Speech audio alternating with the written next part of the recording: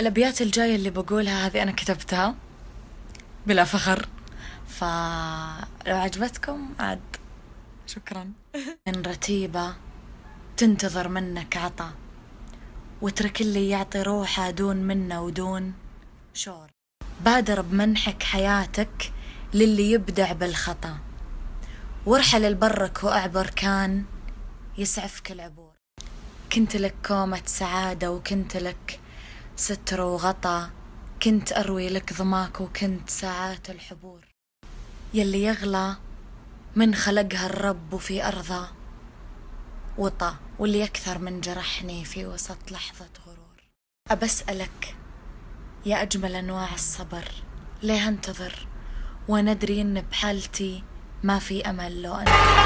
أطيب طعم بوستك يا أبو شفايف تين، والله بجمالك حرت وبرقة الشفتين، مرة ضقت همتت وشلون لو مرتين. ظليت ما اشتهي صايم وون يومين، بوس الشفايف